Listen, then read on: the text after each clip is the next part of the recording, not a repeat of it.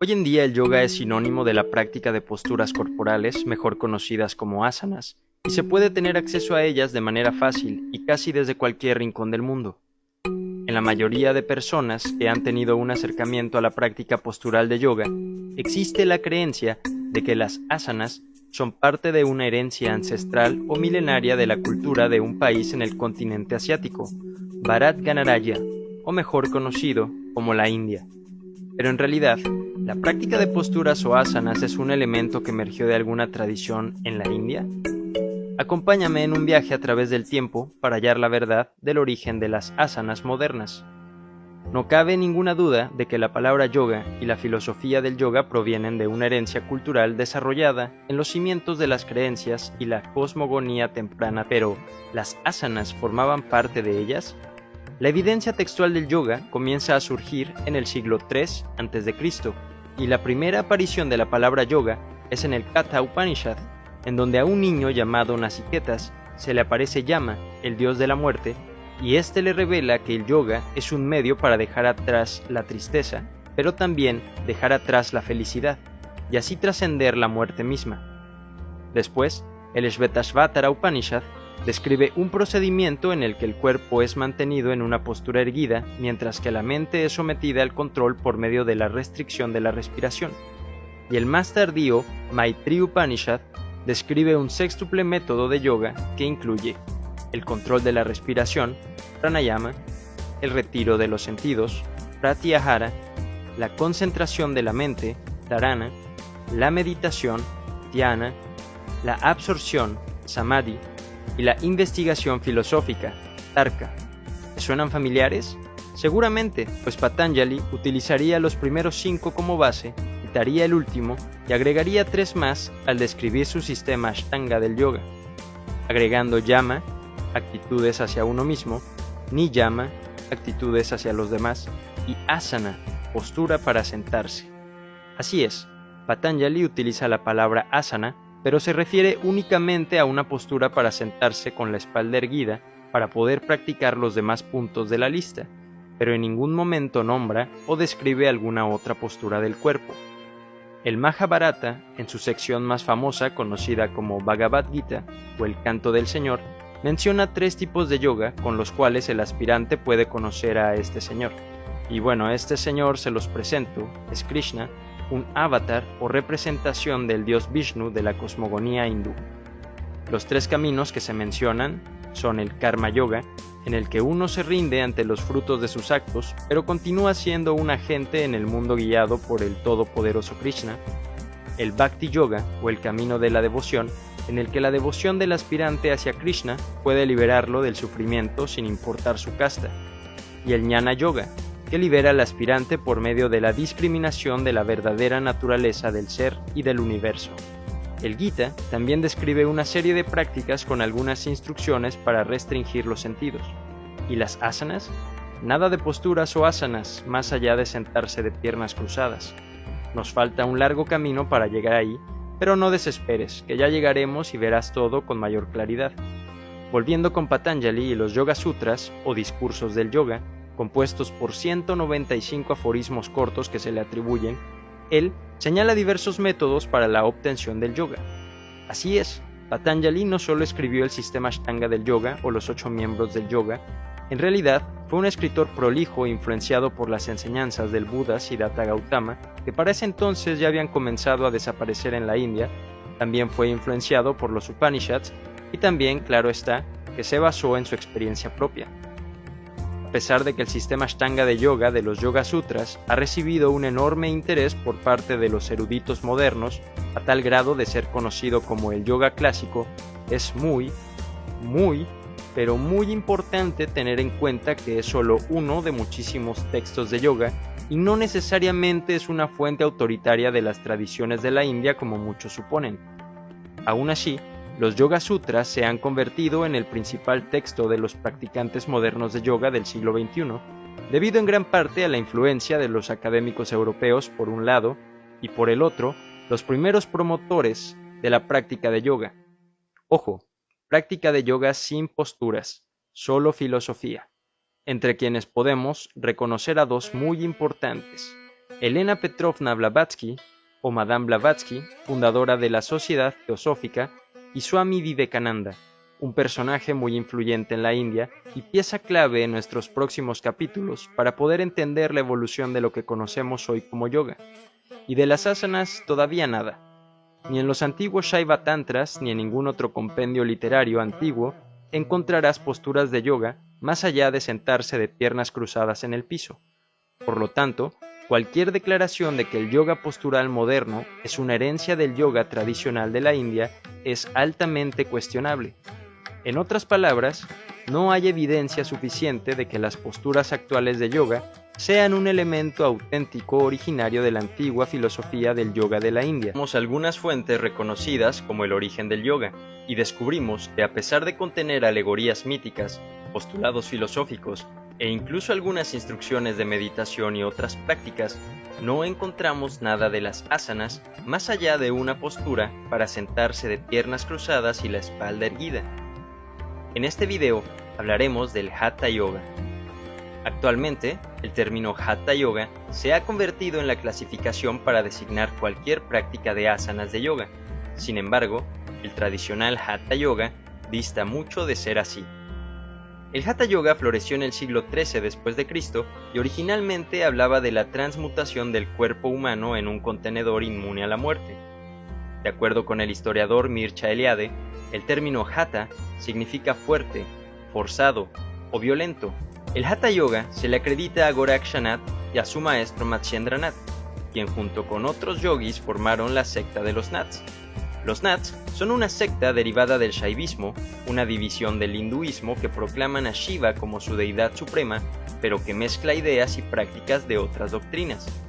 Los Nats se mezclaron con otros filósofos, como los seguidores del Advaita Vedanta de Shankara, cuyo principio filosófico es la no dualidad de las almas y la divinidad, y se basaron en los Shaiva Tantras para formar su propia doctrina que se mantuvo bajo las sombras de las doctrinas predominantes de la India, principalmente el hinduismo, cuyos seguidores veían con desdén a estas pequeñas sectas y a sus integrantes, principalmente porque no seguían sus reglas y además porque los parias y marginados podían formar parte de ellas. Para esto, hablaremos un poco del sistema de castas hindú. En la doctrina predominante de la India, el hinduismo, existe una clara separación de clases sociales conocidas como castas, pues así lo establecen sus textos sagrados, dividiéndose en la casta sacerdotal, la casta guerrera, la casta comerciante, la casta trabajadora y los marginados. En esta clasificación, la casta sacerdotal es la superior y por lo tanto la que más privilegios goza, y la que tiene derecho divino de comulgar las enseñanzas espirituales, y en el otro extremo está la casta trabajadora y los parias, los cuales no tienen ningún privilegio, mucho menos derecho a una educación de cualquier tipo más allá de sus oficios, y están condenados al desprecio de las demás castas porque así lo dicta su liturgia.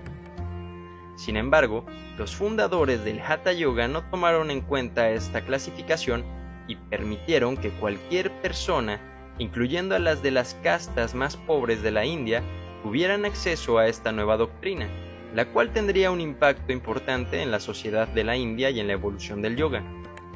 Como puedes ver, la diversidad del yoga no es algo nuevo. Resulta imposible hablar de un linaje puro e inmaculado, pues en realidad el yoga siempre ha estado evolucionando tomando como propios elementos de diversas doctrinas y moldeándose a la situación social.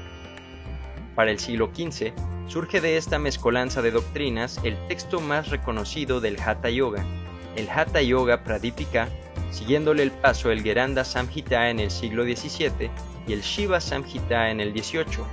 Así es, no son tan ancestrales que digamos, solo tienen unos cientos de años.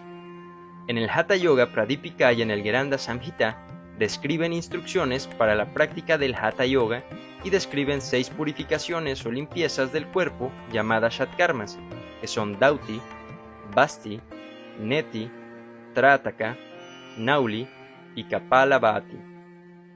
Los textos prometen resultados milagrosos para quien practique de manera correcta estas purificaciones, al grado de prevenir de manera indefinida la enfermedad y la vejez. las cuales en realidad son inevitables, así que ten en cuenta que por más Hatha Yoga que practiques, no te volverás inmune a la enfermedad, ni a la vejez, ni a la muerte. El Shiva Samhita, siendo un poco más ecléctico, desarrolla un esquema para explicar algunas prácticas y conceptos como el flujo de la energía sutil o prana, los nadis o canales de energía, los mudras, que son gestos que se realizan principalmente con las manos y los dedos, los chakras o centros de energía, la energía kundalini, etc. Pero esto nada tiene que ver con las asanas modernas. Al menos, se puede declarar con bastante certeza que las asanas no provienen del tradicional Hatha Yoga. El pilar del Hatha Yoga es el pranayama y no las asanas como se cree comúnmente. El Hatha Yoga Pradipika nombra al asana como un accesorio del Hatha Yoga, mencionando 15 asanas. El Gheranda Samhita menciona 32 y el Shiva Samhita 84, y de este último únicamente se describen 4 posturas. Esto es interesante. La investigadora y escritora Gudrun Buneman analizó las 84 asanas del Shiva Samhita, realizó varias ilustraciones de las mismas, incluyendo algunas del Pradipika y algunas de los murales de Natah Mahamandir. A pesar de que estas últimas podrían ser evidencia de las asanas dentro del Hatha Yoga en el siglo XX, Buneman declara lo contrario. Todos los sistemas tradicionales de yoga asignan un lugar subordinado y preparatorio a las asanas. Ni en los Yoga Sutras, ni en los Upanishads, ni en los textos épicos del yoga se hace énfasis de las asanas. Incluso la mayoría de textos de los Nats o de las tradiciones del Hatha enseñan un muy limitado número de asanas. Esta subordinación de las asanas claramente difiere de la mayoría de escuelas modernas de yoga. Nuevamente, nos quedamos con propuestas filosóficas y algunas prácticas de purificación cuyas intenciones son muy buenas. Pero, ¿en qué momento aparecen las asanas? ¿Y qué hay del saludo al sol? ¿Y el perro boca abajo? No desesperes, ya lo sabrás, pero aún queda un largo camino por recorrer. En este capítulo, conoceremos la apreciación que tenían los viajeros europeos que tenían contacto con los yogis o practicantes masculinos del yoga antes del siglo XIX. Que como verás, era bastante auspiciosa y creaba la impresión de que los practicantes del Hatha Yoga tenían relación con la magia negra, la perversión sexual y otras impurezas. Los pensadores de aquella época tendían a admirar aquellas cuestiones de la filosofía del yoga que lucieran racionales, filosóficas o contemplativas, pero condenaban aquellos comportamientos desagradables o extraños de los yogis. Esto provocó la repulsión y el rechazo del Hatha Yoga en la etapa inicial del renacimiento del yoga. Durante el periodo de la expansión colonial europea, el yogi era el término común para referirse a los Nats, practicantes del Hatha, pero también se usaba para referirse a los diferentes tipos de mendigos que uno se podía encontrar en la India, e incluso no se hacía distinción entre el yogi y el fakir maometano. En otras palabras, el yogi se convirtió en un término genérico para referirse a un grupo social itinerante de personas que renunciaban a la vida laica y que podían ser reconocidos por su deshonrosa actitud, su mendicidad y sus extravagantes austeridades. De hecho, los oficiales británicos solían referirse a los asaltantes de las rutas comerciales de la Compañía de Indias del Este como sanyasi o sanyasi fakir. La imprecisión de todos estos términos era tal en los visitantes europeos que pronto hizo que incrementara la confusión de cuál era la verdadera identidad étnica y religiosa del yogi. Pero lo que es más importante es que estos pordioseros eran reconocidos por su tendencia a la hostilidad y la superstición. La carta del médico y viajero François Bernier, escritas entre 1659 y 1669, establecen con claridad el tono en el que se hablaba de los yogis. Los yogis son ascetas que disfrutan una reputación de ser santos o iluminados y estar en verdadera unión con Dios. Estos yogis pasan su vida en contemplación y oración, algo así como los monjes europeos. Sin embargo, hay otros yogis, unos que viven desnudos, cubiertos de cenizas y con el cabello largo, los cuales uno se puede encontrar regularmente sentado bajo un árbol soportando dolorosas austeridades. Ninguna furia en las regiones infernales puede ser concebida más horrible que los yogis, con su desnuda y negra piel, cabello largo, uñas largas y retorcidas y sentados de manera fija con los brazos encima de sus cabezas. Algunos cargan pesadas cadenas como las que les ponen a los elefantes, mientras que otros permanecen parados de cabeza durante horas o en diferentes posturas que son tan difíciles y dolorosas que no podrían ser imitadas por nuestros acróbatas. Estas figuras parecen vegetales en lugar de seres racionales, quienes han sido seducidos por una vida de vagancia o por su propia vanidad. Otros viajeros, como John Fryer, notó que estos yogis, que formaban un buen sector de la población de vagabundos en la India, representaban una peste para su propio país, destacando su forma agresiva de mendigar y admitiendo que el gobierno no tenía el poder suficiente para corregir sus insolencias. Otras austeridades de los yogis señaladas por Fryer eran que los yogis tenían uñas tan largas hechas espiral que llegaban a atravesar la piel de la mano. Era común ver yogis con los brazos dislocados o practicando posturas tan intensas y extrañas que al ser sostenidas por mucho tiempo, los miembros involucrados se osificaban y se encogían. Percibido como disoluto, escandaloso y profano, estos grupos fueron reconocidos con asombro y hostilidad por los viajeros europeos. Las austeridades y extravagancias en las posturas de los yogis era el más visible y más alabado emblema de la locura religiosa en la India, y conforme los yogis iban tendiendo más hacia el exhibicionismo público como un medio para vivir, esta asociación se consolidó en la imaginación popular. Fryer comenta que el desagrado de los europeos por los yogis no era únicamente por la sensibilidad moral, sino que los yogis realmente eran personas que no respetaban mucho el orden social. Del siglo XV a inicios del siglo XIX, bandas altamente organizadas de yogis controlaron rutas comerciales en el norte de la India, volviéndose tan poderosas en el siglo XVII que eran capaces de desafiar la hegemonía política y económica de la East India Company. Estos mercenarios ascéticos venían de diversos trasfondos religiosos. Sin embargo, es un hecho que los Nats, los inventores y practicantes del Hatha Yoga, fueron el más grande grupo religioso organizado de manera militar, volviéndose influyentes y poderosos. Esto hizo que el Imperio Británico se viera afectado en sus intereses económicos, y también hizo que los obstáculos impuestos por el sistema de casta hindú se viera superado. Sin embargo, al llegar la Pax Británica, Warren Hastings impuso a los yogis la prohibición de vagabundear y pronto los yogis tuvieron que dejar los saqueos y volver a la vida de mendigo, siendo vistos como los despojos de la sociedad por la mayoría de grupos sociales en la India, especialmente por los hindúes ortodoxos, como lo explicamos en el video anterior. Ahora ya conoces un poco más de la evolución del yoga y cómo eran percibidos sus practicantes. Pero, ¿y las asanas? En este episodio descubrimos una imagen bastante deplorable y triste del Hatha Yogi, y además seguimos sin conocer el origen de las asanas modernas. Pero antes de llegar a las asanas, descubriremos en qué momento se hicieron los primeros intentos de conciliar la filosofía del yoga y la mala fama que los Hatha Yogis vagabundos habían creado del yoga, y también las primeras exportaciones del yoga al resto del mundo. Algo muy importante a tener en cuenta y que quizás no lo habías pensado, es que todos los textos de todas las doctrinas en la India están originalmente escritos en lenguas nativas, principalmente en sánscrito, por lo que no cualquiera puede leerlos y mucho menos interpretarlos. Y en aquellos tiempos en donde solo la casta sacerdotal y algunos otros privilegiados podían tener acceso a las escrituras, era todavía más difícil tener acceso a ellas, al menos hasta antes de la colonización británica. A finales del siglo XVII y comienzos del XVIII, varios eruditos ingleses y algunos filósofos de la India se aventuraron a traducir e interpretar los textos clásicos del hinduismo y del Hatha Yoga al idioma inglés. Dejaremos a los dos más influyentes para después, y por ahora nos enfocaremos en una figura a quien se le podría reconocer como el pionero en impulsar una nueva imagen que definiría el yoga, Rai Bahadur Srisa Chandra Basu, a quien llamaremos Basu.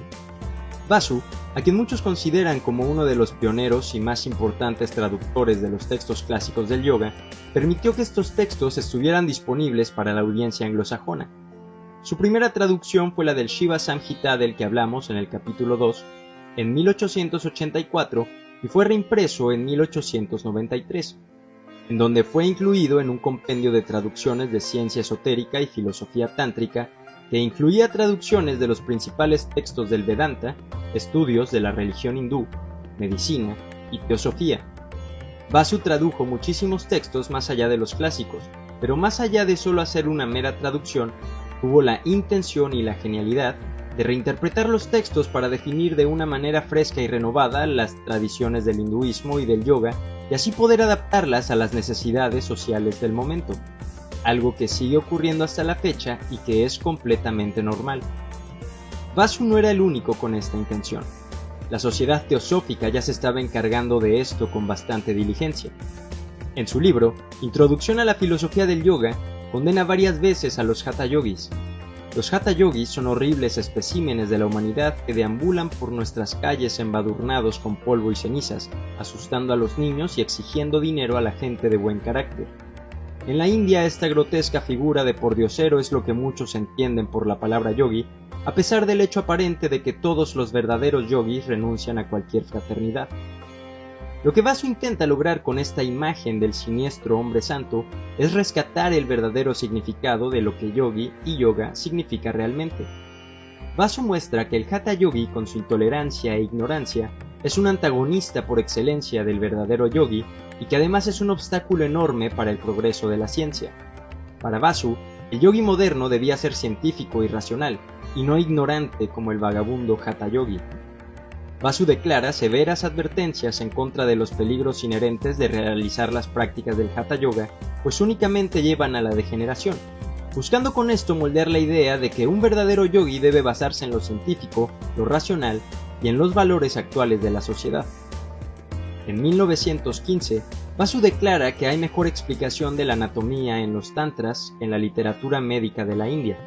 De acuerdo con él, el Shiva Samhita ofrece una mejor descripción de los ganglios, los plexos y el sistema nervioso, y con eso argumentaba que los hindús estaban familiarizados con la columna vertebral, el cerebro y el sistema nervioso central. Con esto, Basu intenta colocar al yoga en un nivel científico y legítimo que la comunidad científica occidental no debería pasar por alto. Sin embargo, Basu no logró llevar al yoga al nivel científico que buscaba por una simple y sencilla razón. No había evidencia científica de los chakras, los nadis y todos los demás símbolos tántricos de la literatura yógica, por lo que ninguna institución médica consideró al yoga como un tema de interés y más bien permaneció en la sección del misticismo y lo esotérico. Y esto es bastante lógico.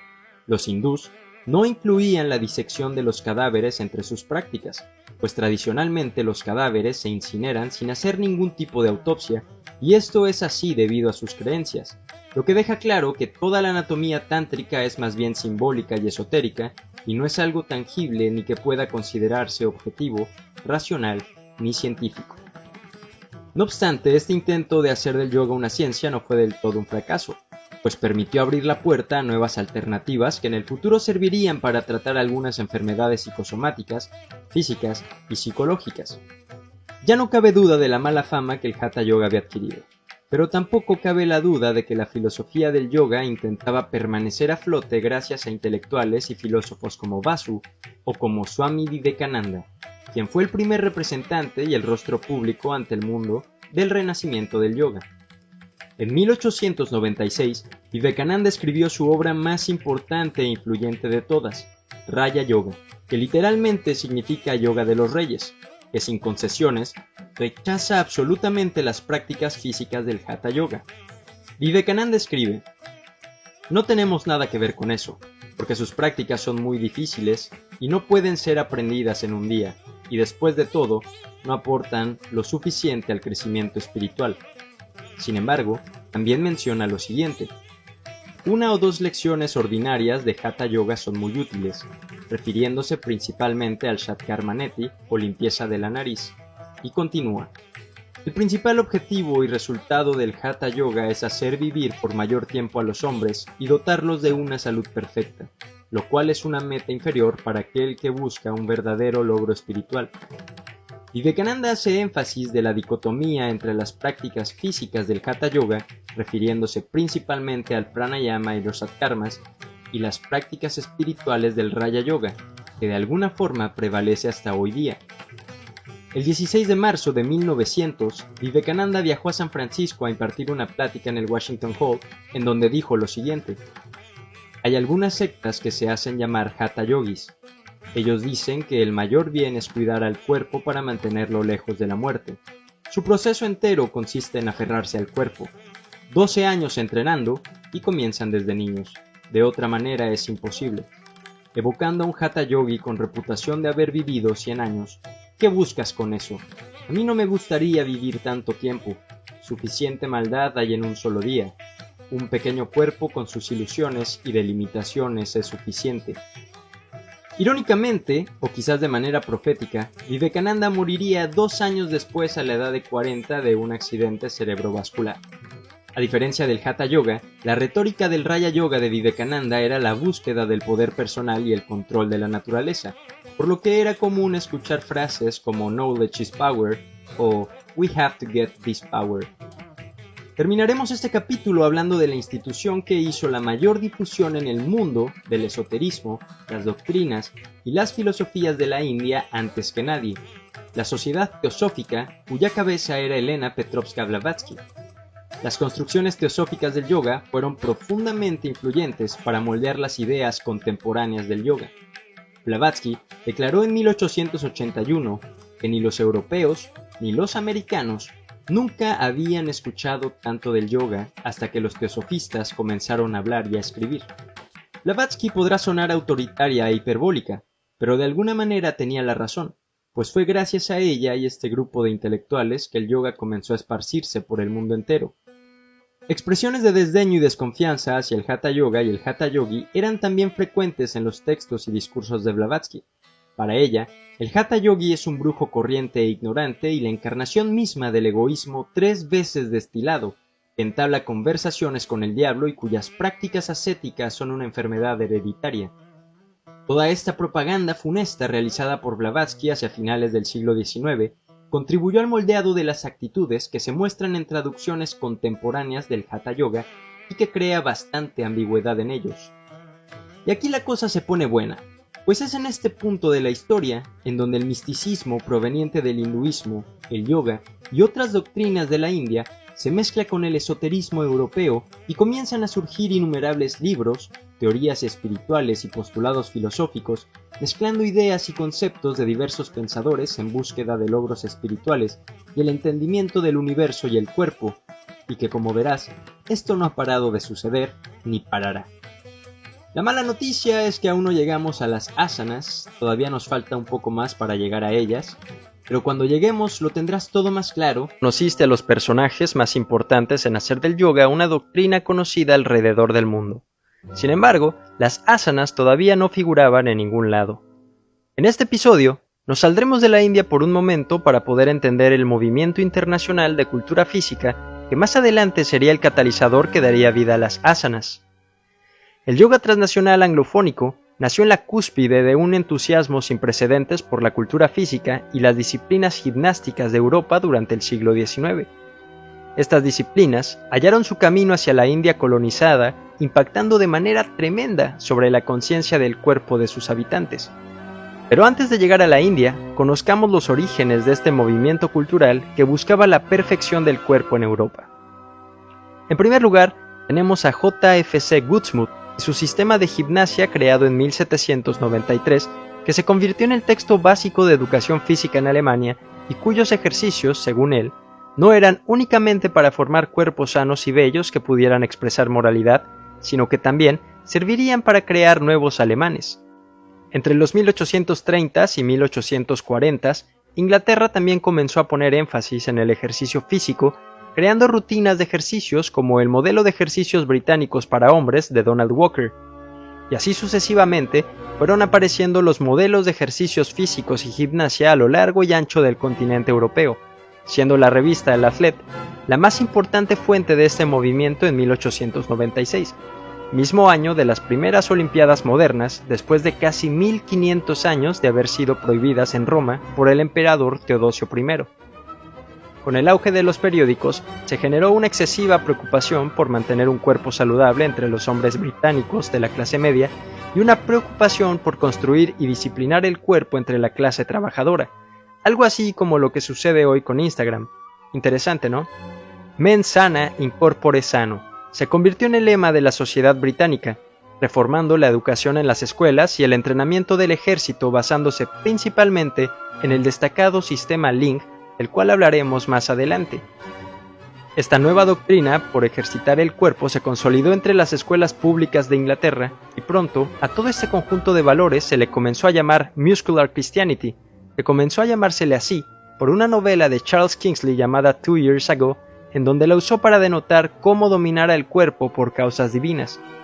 Esto pronto se convirtió en una cuestión de fe y ética que se esparció a grandes organizaciones como The Salvation Army y la Young Men Christian Association.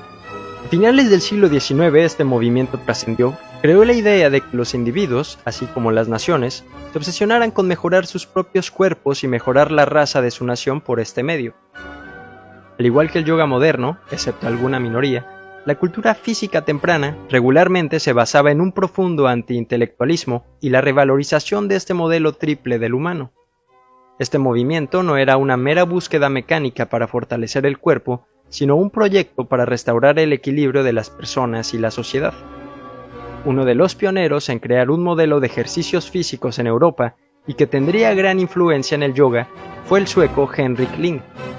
Henrik Ling nació en 1776, fue fundador de la gimnasia sueca, especialista en anatomía y fisiología humana, quien tras una parálisis en un brazo utilizó la esgrima como medio de rehabilitación, recuperando por completo la movilidad.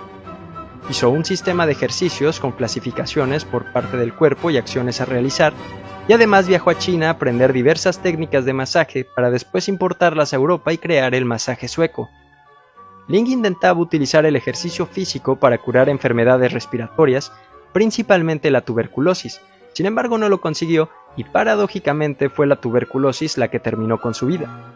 Después vinieron modelos más aeróbicos, como la gimnasia danesa, que poco a poco iban supliendo a los modelos anteriores, y cada vez que un modelo nuevo surgía y mostraba ser mejor que el anterior, el ejército británico era el primero en adoptarlo. Quizás ya te diste cuenta por dónde va la cosa. La India era una colonia del Imperio Británico y los soldados británicos de origen indio fueron los primeros en inculcar y enseñar estos modelos de ejercicios físicos a sus compatriotas en la India. Y a partir de este momento, los mismos indios comenzaron a desarrollar sus propios modelos de educación física para desarrollar cuerpos hiperatléticos y demostrar que sus sistemas eran mejores que los sistemas extranjeros. Algunos de los famosos representantes de estos modelos fueron Sri Raghavendra Rao, mejor conocido como Tiruka, K.B. Iyer, Balsekar, Basan, etc. Y cada quien con su estilo y filosofía predicaban modelos de ejercicios que enaltecían el culto al cuerpo por encima de cualquier otra cosa, haciendo énfasis en valores como la fuerza física y el vigor varonil. Algunos de estos pioneros de los modelos de ejercicio físico en la India comenzaron a aprovechar el movimiento para enaltecer los valores patrióticos y combatir la opresión británica con la intención de llevar a la India a una independencia, que no cumplió con su objetivo, pues como bien sabemos se logró gracias al movimiento pacifista de Mahatma Gandhi, pero esa es otra historia. Quizás si Gandhi no lo hubiera conseguido, habríamos tenido una revolución de yogis guerrilleros. De cualquier forma, estas nuevas secuencias de ejercicio comenzaron a tomar un tinte de revolución anti-inglesa y pronto la palabra yoga y yogi se transformarían una vez más, convirtiéndose en sinónimo de rebeldía contra la colonia y en lucha por la libertad. Podríamos decir que es en esta época, entre los 1920s y 1930s, que nacen las primeras asanas, especialmente la secuencia más famosa en todo el mundo, Surya Namaskara o el saludo al sol, incluyendo posturas como el famosísimo perro boca abajo, que curiosamente en sus inicios no eran consideradas asanas. En estos años continuaban apareciendo intelectuales como el difunto Vivekananda, que predicaban diferentes métodos para alcanzar logros espirituales, como fue Swami Shivananda o Swami Yogananda, pero ellos seguían centrándose más en las doctrinas del yoga y sus propias experiencias místicas que en la práctica física. Pero surgieron maestros que se enfocaron en seguir desarrollando la práctica física del movimiento cultural. En agosto de 1933, el Palacio de Jagan Mohan en Mysore abrió su Yoga Shala con el objetivo de proporcionar entrenamiento físico a los jóvenes de la familia real y más tarde abrir las puertas a los niños y jóvenes de la ciudad. Su principal instructor fue Tirulai Krishnamakarya, quien de acuerdo a los registros del palacio fue citado para enseñar su sistema yógico de ejercicios al príncipe. En estos mismos registros, las clases de Krishnamakarya son categorizados como cultura física o ejercicio, o ambos. En un reporte del Palacio de 1934 y 1935, se puede leer bajo el encabezado de Cultura Física que 32 niños atendieron las clases de yogásanas y un gran número de alumnos atendieron la clase de Surya Namaskar. Esta anotación es muy interesante, pues sugiere que en ese tiempo el saludo al sol no era considerado parte de las yogásanas o las asanas, como Krishnamacharya llamaba las posturas de sus ejercicios. Quizás al notar esta preferencia por el saludo al sol, Krishnamacharya decidió tomar la secuencia e incluirla en sus yogásanas para tener más audiencia, lo cual no suena ni loco ni descabellado, y gracias a esto nacen los primeros flujos de yoga del estilo Mysore, que más tarde adoptaría uno de los dos pupilos más famosos de Krishnamacharya para crear su propio estilo. Sin embargo, las clases de Krishnamacharya no eran tan atractivas y eran más bien una opción secundaria para aquellos niños y jóvenes, hombres por supuesto, que no encontraban lugar en los deportes o en entrenamientos físicos que exigían mayor fuerza y vigor, por lo que los practicantes de las yogásanas eran una rareza y una minoría en la ciudad. Poco a poco el sistema de yogásanas se comenzó a impartir en diferentes escuelas públicas del estado de Mysore, pero aún así continuaba siendo un sistema de ejercicios poco atractivo comparado con los demás sistemas y deportes. ¿Pero en qué se había basado Krishnamacharya para desarrollar su sistema de yogásanas? Existen varias historias, pero ninguna tiene una fuente fidedigna y parece indicar que fue más bien un invento de él que fue puliendo a ensayo y error conforme lo desarrollaba. De acuerdo con T.R.S. Sharma, uno de los estudiantes de Krishnamacharya que no pertenecía a la realeza, menciona lo siguiente: Krishnamacharya estaba innovando todo el tiempo en respuesta a sus estudiantes. Él hacía variaciones de las posturas cuando veía que alguno de sus alumnos no podía ejecutarla fácilmente. Él estaba inventando e innovando constantemente. Krishnamacharya nunca enfatizó un orden peculiar de las posturas. No había nada sacrosanto con el orden en el que se realizaban. Él me decía: practica tantas como puedas. Según sus estudiantes, las enseñanzas de Krishnamacharya eran bastante pragmáticas y libres de dogma, siendo más bien una rutina de ejercicios físicos que algo espiritual o relacionado con la filosofía del yoga.